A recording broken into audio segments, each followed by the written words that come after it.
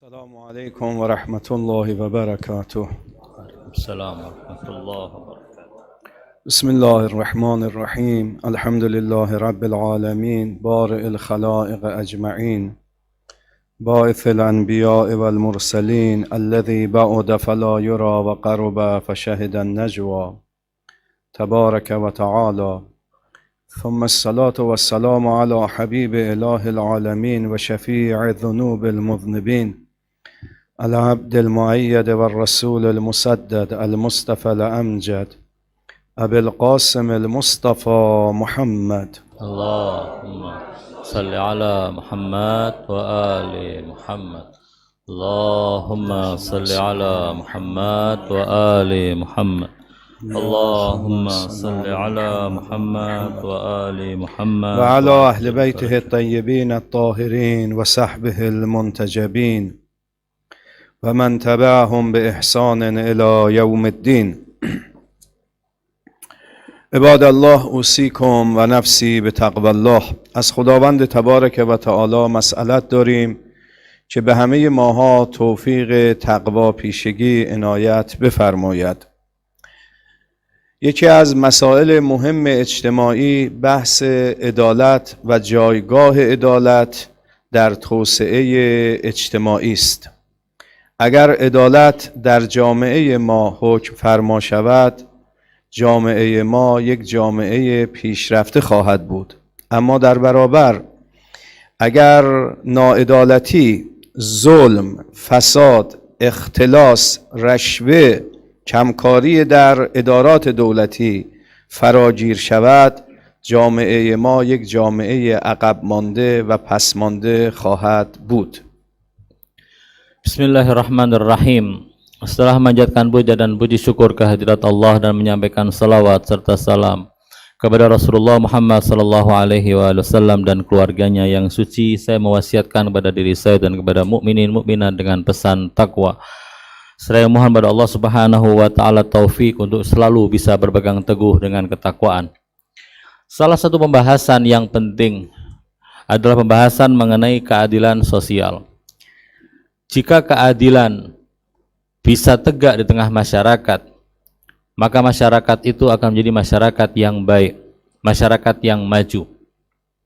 Akan tetapi jika keadilan tidak menjadi atmosfer yang umum di tengah masyarakat, melainkan kebobrokan, fasad, korupsi, kolusi, dan hal-hal yang seperti itu yang ada di tengah masyarakat, khususnya di kantor-kantor pemerintahan, maka yang terjadi adalah negara tersebut akan menjadi negara yang terbelakang.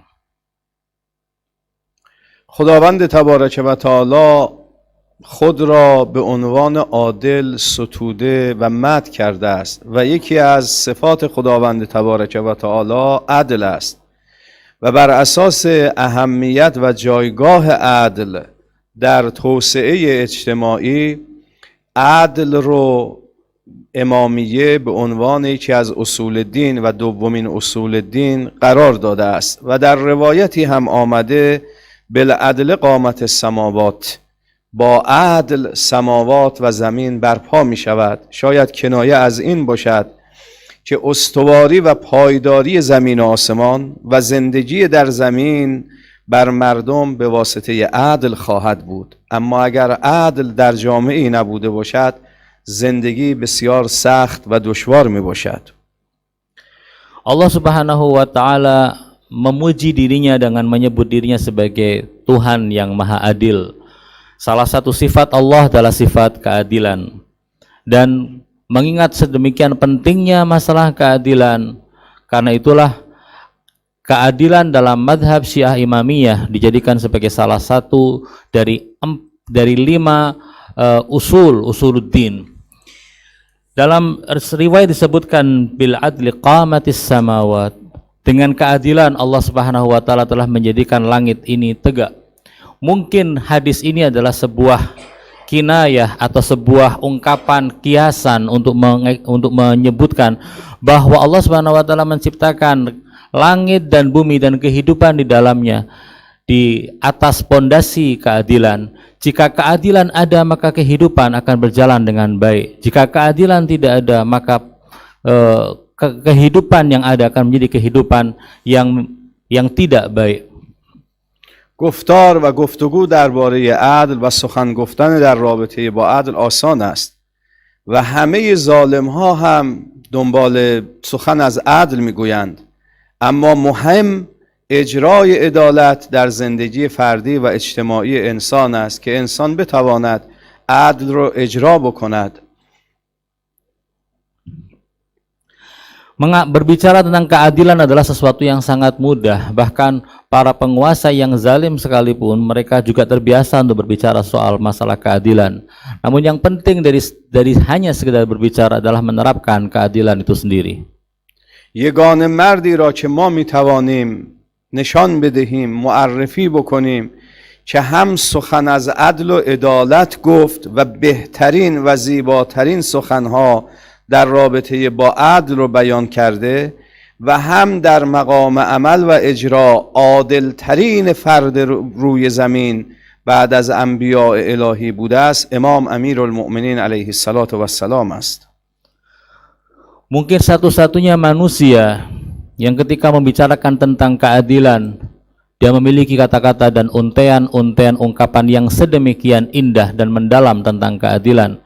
Dan di sisi yang lain dia juga melaksanakan keadilan dalam bentuk yang paling sempurna, yang merupakan warisan dari apa yang diajarkan oleh para nabi, yaitu Amirul Mukminin Ali bin Abi Thalib alaihi salam. ما باید و حکمرانان ما، مسئولین ما باید زندگی پر از عدالت امیرالمؤمنین را برای خودشون سرمشق و الگو قرار دهند و همچون امیرالمؤمنین عدل را اجرا بکنند تا جامعه ما یک جامعه پیشرفته و توسعه یافته بوده باشد.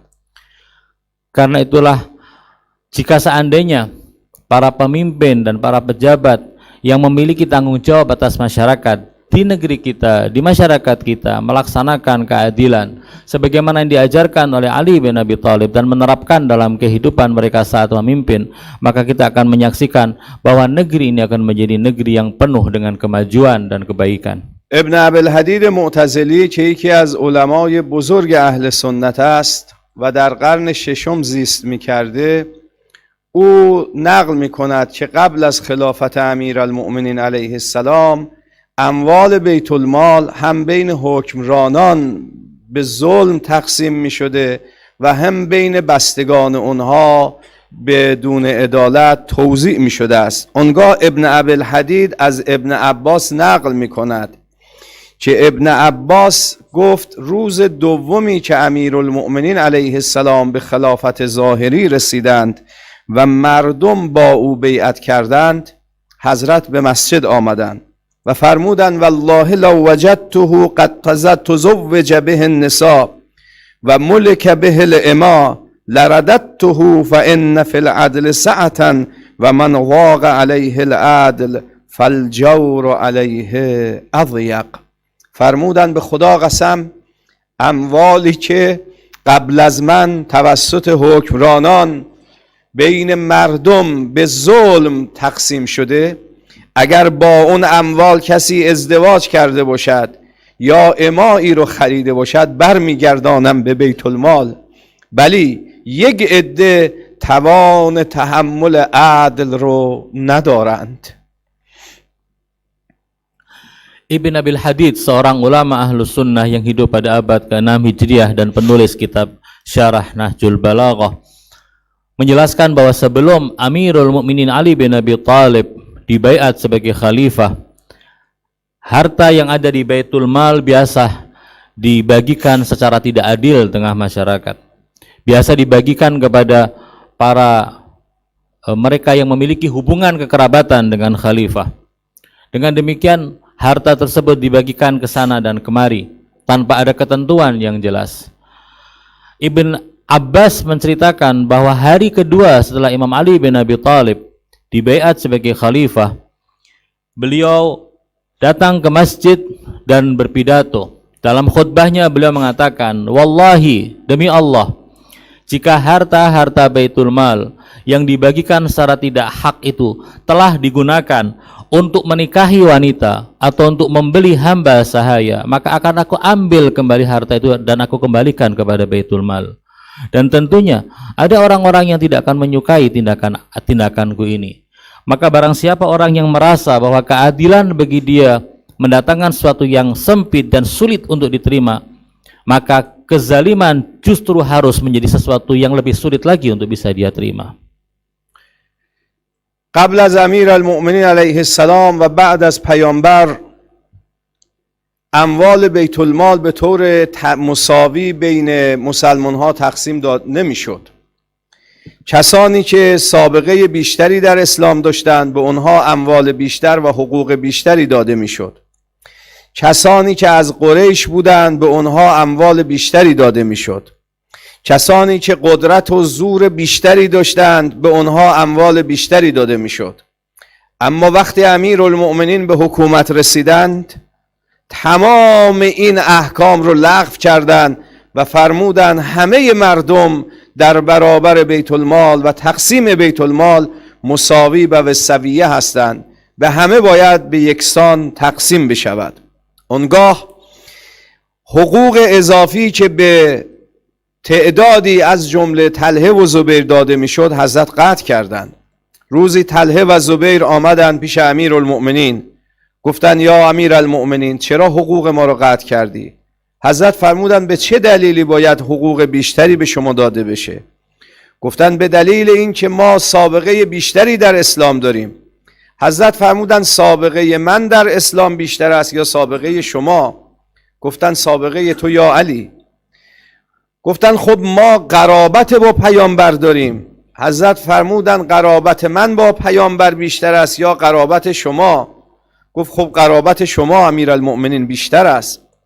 بعد گفتن خب خلیفه برای ما این مقرری رو گذاشته بوده که ما بیشتر میگرفتیم. حضرت فرمودن در زمان رسول خدا چطور بود؟ آیا رسول خدا به سویه به شما میداد یا بیشتر میداد؟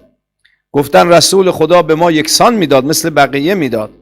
حضرت فرمودن خب سنت رسول خدا بهتر از تبعیت بشود یا سنت خلفای قبل؟ گفتن سنت رسول الله. بعد امیرالمؤمنین فرمودن به خدا قسم منی که علی ابن ابی طالب و امیرالمؤمنینم، سابقه من در اسلام بیشتر از همه شماست، قرابت من به پیامبر بیشتر از همه شماست، جنگ ها و دلاوری های من در جنگ های اسلام بیشتر از همه شماست، اما سهم من با این غلامم، با این اجیرم، با این خادمم یکسان است، هیچ تفاوتی نمی کند. این است عدالت علی. Dulu sebelum Amirul Mukminin menjabat sebagai khalifah dan dibaiat oleh kaum muslimin, harta Baitul Mal biasa dibagikan secara tidak sama. Antara satu orang dengan orang lain dibedakan dalam pembagian harta Baitul Mal. Orang yang lebih dulu Islam, memeluk Islam dan memiliki masa keislaman yang lebih lama akan mendapatkan gaji dari Baitul Mal yang lebih besar. Mereka yang berasal dari suku Quraisy akan mendapatkan jatah lebih besar. Mereka yang punya kedekatan dengan khalifah akan mendapatkan gaji yang lebih besar. Namun semua itu dengan datangnya Ali bin Abi Thalib sebagai khalifah, semua dicabut dan dibatalkan oleh Ali bin Abi Thalib. Semua hukum dan ketentuan itu dihapus. Sampai-sampai dua orang sahabat Nabi yang mendapatkan jatah lebih banyak di hari-hari yang sebelumnya, yaitu sahabat Talha dan sahabat Zubair. Ali bin Abi Thalib memerintahkan kepada bendahara yang memegang Baitul Mal untuk memutus kelebihan jatah yang diterima oleh Talha dan Zubair. Keduanya kemudian protes dan mendatangi Ali bin Abi Thalib, mengatakan, wahai Ali, mengapa engkau memutus jatah Baitul Mal untuk aku? Mengapa jatah Baitul Mal yang aku dapatkan sekarang tidak seperti dulu? Imam Ali bin Abi Thalib kemudian bertanya, mengapa aku harus memberikan lebih banyak kepadamu dibandingkan kepada orang lain? Mereka mengatakan bahwa kami punya pengalaman yang lebih jauh dengan Islam, perjuangan kami dengan Islam lebih banyak daripada yang lain. Ali bertanya kepada mereka, siapa lebih dulu masuk Islam, aku atau kalian berdua? siapa yang lebih banyak berjasa dalam menegakkan Islam, aku atau kalian berdua? Mereka mengatakan, engkau wahai Ali. Tapi bukankah kami adalah kerabat Rasulullah? Ali bertanya, apakah kekerabatan kalian kepada Rasulullah lebih dekat dengan kekerabatanku dengan Rasulullah? Mereka pun diam. Lalu kemudian mereka mengatakan lagi, bukankah para khalifah yang dulu telah memberikan kelebihan pada kami dibandingkan orang-orang yang lain? Imam Ali kemudian bertanya kepada mereka berdua, dulu ketika Rasulullah masih hidup, Baitul Mal diberikan kepada kalian sama dengan orang lain ataukah ada perbedaan? Mereka mengatakan sama. Semenjak kapan ada perbedaan? Semenjak Khalifah Fulan memberikan perbedaan ini. Lalu Imam Ali bertanya lagi kepada mereka berdua, sunnah Rasulullah yang lebih baik aku terapkan ataukah sunnah para khalifah yang sebelum ini? Mereka pun kemudian terdiam. Ali bin Abi Thalib lalu mengatakan, demi Allah aku bersumpah, aku Ali bin Abi Thalib yang perjuanganku untuk Islam lebih dari kalian, kekerabatanku dengan Rasulullah lebih dari kalian, dan aku saat ini menjabat sebagai khalifah atas kaum muslimin. Jatah yang aku dapatkan sama dengan jatah pembantu yang ada di rumahku dan membantuku. Itulah keadilan Ali bin Abi Thalib dalam membagikan harta Baitul Mal di antara kaum muslimin. کشفی حنفی از علمای بزرگ حنفیه هستش. کتابی دارد به نام مناقب مرتضویه، در صفحه 365 نقل میکنه. میگه یک بار حضرت امیر سلام الله علیه در بیت المال در دفتر خودشون نشسته بودند. بعد طلحه وارد بر امیرالمؤمنین شد. طلحه پسر خاله امیرالمؤمنین بوده. طلحه شروع کرد صحبت کردن، احوال پرسی کردن. حضرت اون چراغ رو خاموش کردند و دستور دادن یه چراغ از خانهشون بیاد. طلحه گفت یا ابوالحسن چرا این چراغ رو خاموش کردید؟ فرمودن این چراغ از بیت الماله، از اداره و از دولت است و ما الان سخنی در رابطه با مسائل دولت نمیگیم، مسائل قرابت و خویشاوندی و احوال پرسیه. لذا من نخواستم حتی به اندازه روغن چراغ که به ما روشنی بده از دولت استفاده کنم. گفتم چراغ خانمون رو بیارن، از اون چراغ استفاده کنیم. Al-Kashfi Al-Hanafi, seorang ulama bermadzhab Hanafi, penulis kitab Manaqib Murtadawiyah. Pada halaman 365 kitab itu menukil sebuah kisah. Suatu malam ketika Imam Ali bin Abi Thalib sedang berada di Baitul Mal, Talhah dan Zubair datang menemui Imam Ali bin Abi Thalib. Kita tahu bahwasanya ada kekerabatan antara Imam Ali bin Abi Thalib dengan Zubair yang merupakan sepupu. Lalu kemudian ketika mereka duduk berhadapan dengan Imam Ali bin Abi Thalib untuk berbicara tentang masalah-masalah pribadi, menanyakan kabar, bagaimana kabarmu, antara dua orang yang punya hubungan kekerabatan, Imam Ali bin Abi Thalib mematikan lampu minyak yang ada di hadapannya. Sahabat itu kemudian bertanya, wahai Amirul Mukminin, kenapa dimatikan lampunya?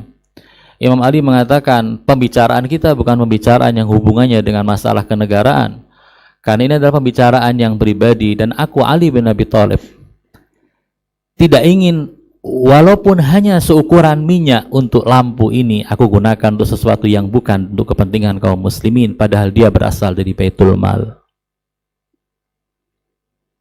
اینها ظاهرسازی نبود که بخوان زهد فروشی کنن به مردم، بلکه واقعیتی بود در زندگی امیرالمؤمنین.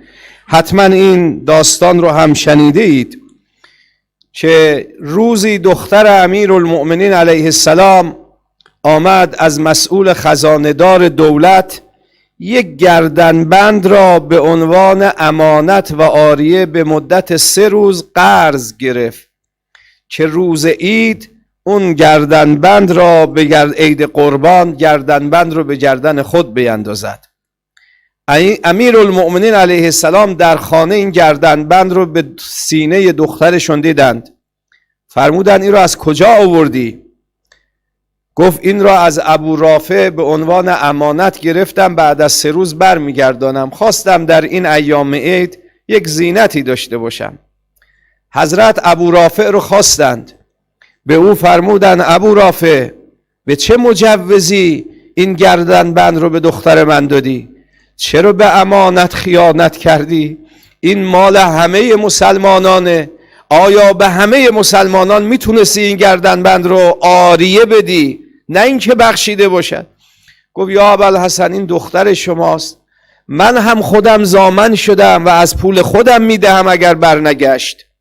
حضرت فرمودن حق نداشتی حتی عاریه بدهی، به چه مجوزی رو عاریه دادی؟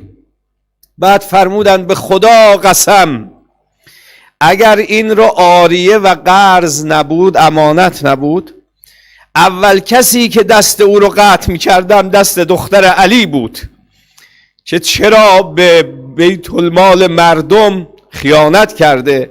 بعد به دخترشون فرمودن هر چه زودتر گردنبند رو برگردان. گفت یا ابوالحسن یا امیرالمؤمنین من دختر شما هستم، الانم روز عید، اجازه بدید امروز استفاده کنم. فرمودن دخترم از حق دوری مکن. و آیا همه زنان در این دولت اسلامی میتونن گردنبند داشته باشن؟ گفت نه. فرمودن پس ببر پس بده. Apa yang diceritakan tentang Ali bin Abi Thalib bukan sebuah tindakan untuk memamerkan diri atau supaya orang memuji beliau, tapi ini adalah sebuah realita pada diri Ali bin Abi Thalib. Bukan hanya untuk sebuah pencitraan saja. Diceritakan bahwa suatu kali salah seorang putri Imam Ali bin Abi Thalib mendatangi penanggung jawab Baitul Mal yang bernama Abu Rafi' dan mengatakan kepada Abu Rafi', wahai Abu Rafi', ada ghanimah yang dikirim dari Basrah yang salah satunya adalah kalung. Aku ingin meminjam kalung itu hanya untuk 3 hari sampai hari Idul Adha. Nanti setelah Idul Adha aku kembalikan kepadamu, hanya dipinjam selama 3 hari. Kemudian Abu Rafi' memberikan kalung itu kepada putri Imam Ali bin Abi Thalib. Putri Imam Ali memakai kalung tersebut. Ketika Imam Ali melihat putrinya mengenakan kalung yang menurut beliau adalah suatu hal yang lebih mahal daripada kehidupannya, Imam Ali bertanya, dari mana engkau mendapatkan kalung ini? Dia mengatakan, aku meminjamnya dari Abu Rafi' dari Baitul Mal. Imam Ali langsung memanggil Abu Rafi' dan mengatakan, wahai Abu Rafi', aku tidak menduga bahwa engkau akan berkhianat kepada kaum muslimin. Abu Rafi' bertanya, bagaimana aku berkhianat wahai Amirul Mukminin? Beliau mengatakan, bukankah engkau meminjamkan kalung dari Baitul Mal kepada putriku? Atas dasar apa engkau meminjamkannya? Abu Rafi' mengatakan, wahai Amirul Mukminin, dia adalah putrimu. Aku hanya meminjamkannya, bukan memberikannya. Dan itu akan dijamin jika seandainya kalung itu hilang, aku Abu Rafi' yang akan menggantinya. Aku yang menjamin. Kata Imam Ali, wahai Abu Rafi', itu adalah milik seluruh kaum muslimin, bukan milikmu. Atas dasar apa engkau memberikannya? Bisakah engkau meminta keridhaan dari seluruh kaum muslimin supaya mereka semua bersedia untuk memberikan kalung itu sebagai pinjaman kepada putriku? Lalu kemudian Imam Ali mengatakan kepada Abu Rafi', demi Allah, jika seandainya kalung itu diberikan kepada putriku bukan sebagai pinjaman, tapi diberikan secara cuma-cuma, maka tangan pertama yang akan aku potong adalah tangan putriku. Imam Ali bin Abi Thalib mengatakan hal itu kepada putrinya, lalu putrinya mengatakan, wahai ayah, bukankah aku hanya meminjam saja? Kata Imam Ali bin Abi Thalib, wahai putriku, engkau adalah putri Ali. Demi Allah, engkau adalah putri Ali bin Abi Thalib. Jangan pernah engkau jauh dari kebenaran. Ini adalah sesuatu hal yang tidak benar.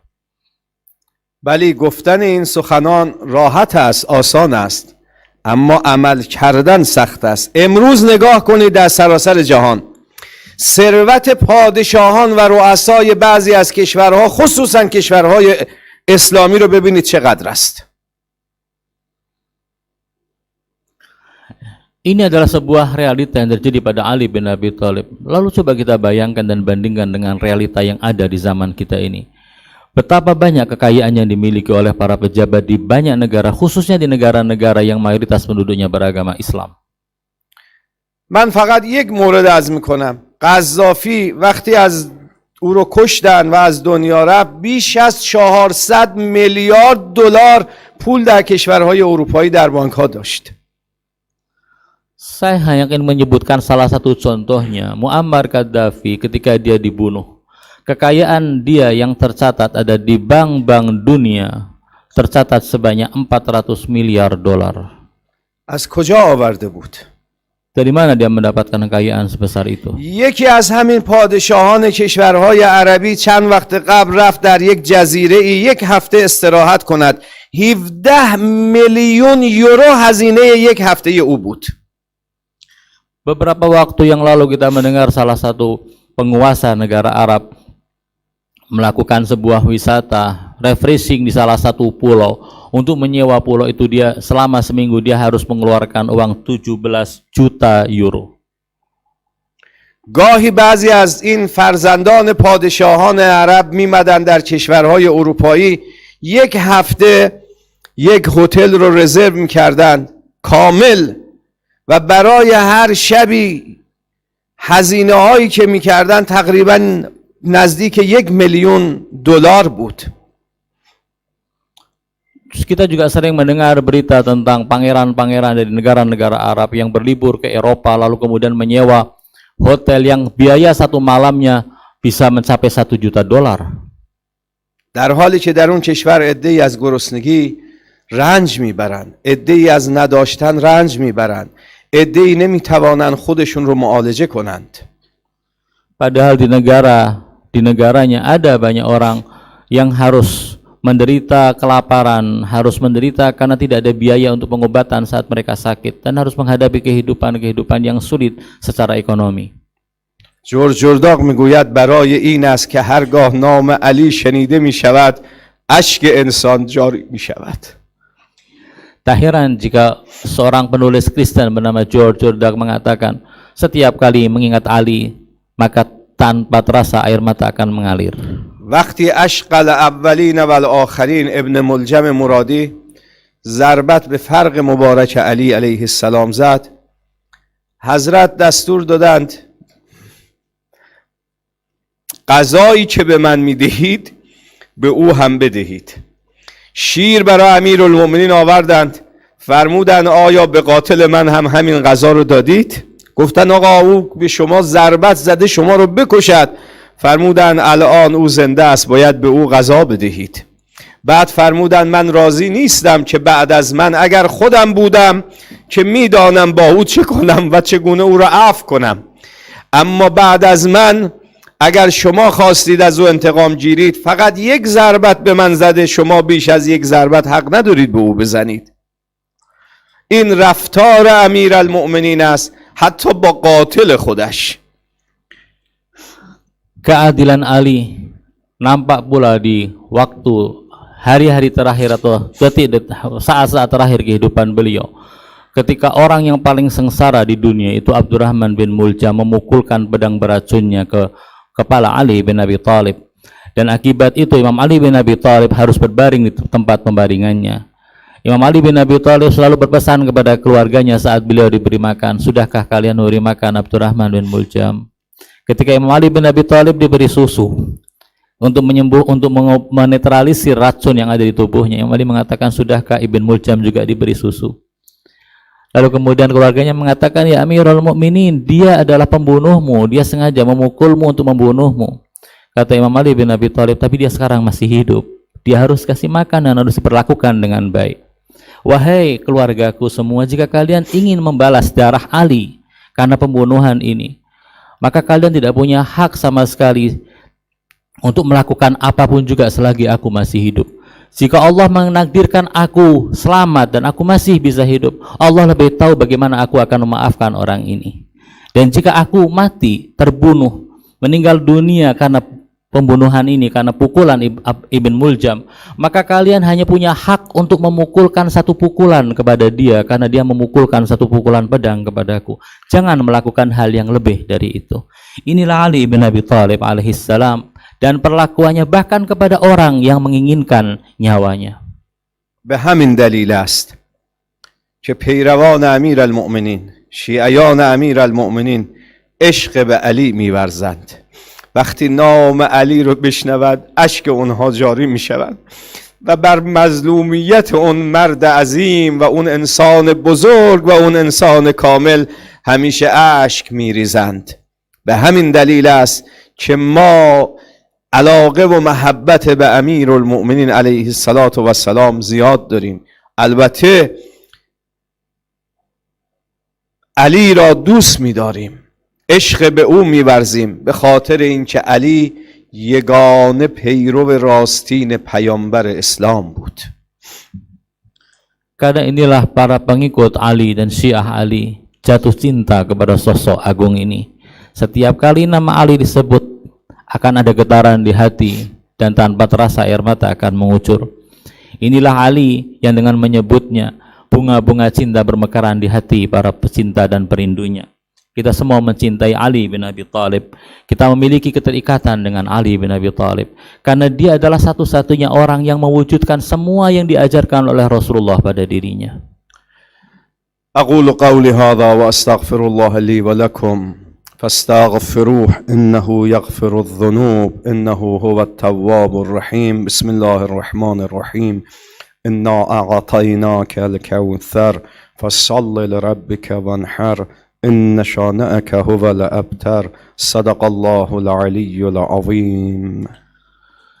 إن الله وملائكته يصلون على النبي يا أيها الذين آمنوا صلوا عليه وسلموا تسليما.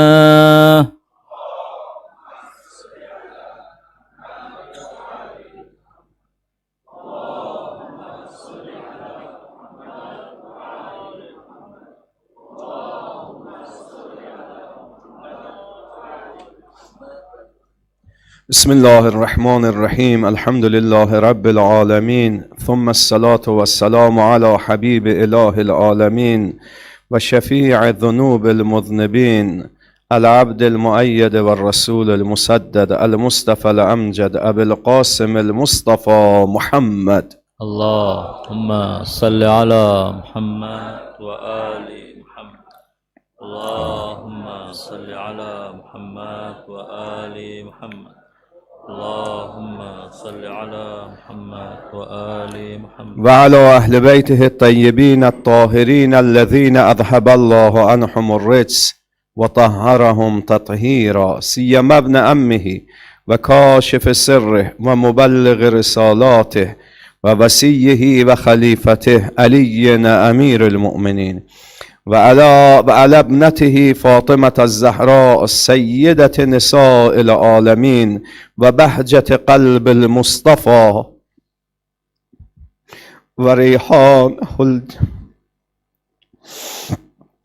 وريحانة الجنة سيدة نساء العالمين، وعلى ولديه الحسن والحسين سيدي شباب أهل الجنة، وعلى علي بن الحسين ومحمد بن علي وجعفر بن محمد وموسى بن جعفر وعلي بن موسى ومحمد بن علي وعلي بن محمد والحسن بن علي والخلف القائم المهدي حججك على عبادك وأمنائك في بلادك. اللهم صل وسلم وزد وبارك على محمد وآل محمد كما صليت وباركت وترحمت على إبراهيم وآل إبراهيم إنك حميد مجيد.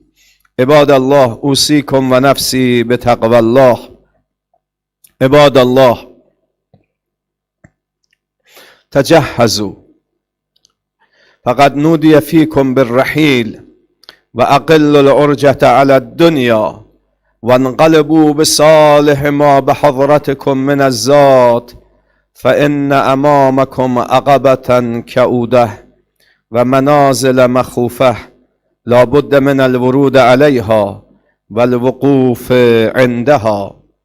عباد الله تذكروا ما قال أمير المؤمنين عليه الصلاة والسلام حينما أشرف على قبور بظهر الكوفة، فقام عليه الصلاة والسلام وقال يا أهل الديار الموحشة والمحال المغفرة، يا أهل الوحدة، يا أهل الوحشة، يا أهل الغربة، ويا أهل التربة، أنتم لنا فرط سابق ونحن لكم تبع لاحق أما الدور فقد سكنت وأما الأموال فقد قسمت وأما الأزواج فقد نكحت هذا خبر ما عندنا وما خبر ما عندكم. ثم تأمل عليه السلام وقال أما والله لو أذن لهم في الكلام إنهم يتكلمون معي وأنا أسمع ما يقولون ويردون علي ولكن الحجب الموجودة بينكم وبين الأموات لا تسمح لكم أن تسمعوا ما يقولون أما والله لو أذن لهم في الكلام لأخبروكم أن خير الزاد التقوى فاتقوا الله عباد الله. Bismillahirrahmanirrahim. Setelah memanjatkan puja dan puji syukur kehadirat Allah dan menyampaikan salawat serta salamnya kepada Rasulullah dan keluarganya yang suci, saya mewasiatkan kepada diri saya dan kepada mukminin mukminat sekalian dengan pesan takwa. Dalam sebuah kalam atau nasihatnya Imam Ali bin Abi Thalib mengingatkan kepada kita untuk menyiapkan diri kita untuk suatu kepergian dan safari yang sedemikian jauh. Imam Ali bin Abi Thalib mengatakan, kalian telah dipanggil untuk segera pergi. Hanya tinggal waktu yang menentukan kapan kita harus pergi. Di depan kita, di depan kalian, kata Imam Ali bin Abi Thalib, ada tempat-tempat yang menakutkan. Karena itu, bersiap-siaplah kalian untuk memasuki tempat-tempat itu. Di dalam suatu pembicaraan yang lain, suatu kali Imam Ali bin Abi Thalib melewati pekuburan, lalu mengatakan kepada ahlul kubur, beliau mengatakan, wahai ahlul kubur, ceritakanlah kepada kami apa yang terjadi di sana. Kalau kalian ingin cerita tentang dunia ini, maka akan aku ceritakan kepada kalian. Jika kalian bertanya tentang harta yang telah kalian tinggalkan, ketahuilah harta kalian sudah dibagi-bagikan. Kalau kalian bertanya tentang rumah-rumah yang dulu kalian bangun dan kalian tempati, rumah itu sekarang ditempati oleh orang-orang yang lain. Kalau kalian bertanya kepadaku tentang wanita-wanita yang dulu kalian nikahi, sekarang wanita-wanita itu telah berganti jodoh dan menikah dengan laki-laki yang lain. Ini adalah berita yang bisa aku berikan kepada kalian. Lalu adakah berita yang bisa kalian berikan kepadaku? Imam Ali terdiam beberapa saat. Lalu kemudian para sahabat bertanya kepada beliau, wahai Imam, apakah mereka menjawab, mengapa engkau berbicara begitu pada orang-orang yang sudah mati? Imam lalu mengatakan, wallahi, jika mereka diizinkan untuk mengeraskan suaranya dan mengizinkan kalian untuk mendengarkan apa yang mereka katakan, maka tentu kalian akan tahu ada satu pesan yang mereka bawakan. Mereka berpesan bahwa sebaik-baik bekal untuk perjalanan ke akhirat adalah ketakwaan. یکی از اتفاقاتی که در آینده هست 100مین سالگرد تأسیس نهضت العلما هست. من تصمیم داشتم در رابطه با خدمات ارزنده و ارزشمند این جمعیت اسلامی صحبت کنم، ولی وقت گذشته. انشاءالله در فرصت دیگر مفصل در رابطه با نهضت العلما، خدمات علمی، خدمات اجتماعی، خدمات دینی که به مردم ارائه داده صحبت خواهیم کرد. Kita berada di hari-hari yang mengingatkan kita pada peringatan 100 tahun berdirinya Nahdlatul Ulama. Saya ada keinginan untuk menyampaikan pembicaraan tentang masalah apa yang telah dilakukan oleh Nahdlatul Ulama dan pengabdian yang telah dilakukan oleh organisasi besar Islam ini, baik dari sisi keilmuan, sosial maupun keagamaan. Tapi mengingat waktu yang telah lewat, insya Allah saya akan membicarakannya pada kesempatan yang lain. اللهم اغفر للمؤمنين والمؤمنات والمسلمين والمسلمات الأحياء منهم والأموات تابع بيننا وبينهم بالخيرات إنك مجيب الدعوات إنك غافر الخطيئات إنك على كل شيء قدير وبالإجابة جدير. اللهم شافي كل مرضانا وسلم مسافرينا. اللهم أصلح أمورنا وأصلح كل فاسد من أمور المسلمين. اللهم لا تجعل الدنيا أكبر همنا ولا مبلغ علمنا. اللهم لا تسلط علينا من لا يرحمنا ووفقنا لما تحب وترضى. اللهم لا تجعل حياتنا وعمرنا مرتعا للشيطان. اللهم انصر دينك بنا ولا تستبدل بغيري. اللهم صل على محمد وآل محمد كما صليت وباركت وترحمت على إبراهيم وآل إبراهيم إنك حميد مجيد. اللهم أحينا حياة محمد وآل محمد وأمتنا ممات محمد وآل محمد واحشرنا مع محمد وآل محمد.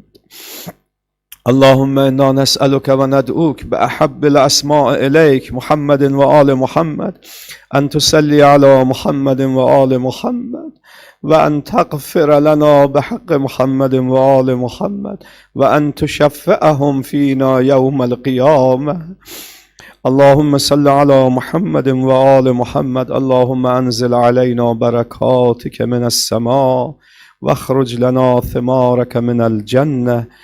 اللهم احفظنا بعينك التي لا تنام واجعلنا في درعك الحسينة التي تجعل فيها من تريد. سبحان ربك رب العزة عما يصفون وسلام على المرسلين. بسم الله الرحمن الرحيم. قل هو الله أحد الله الصمد لم يلد ولم يولد ولم يكن له كفوا أحد.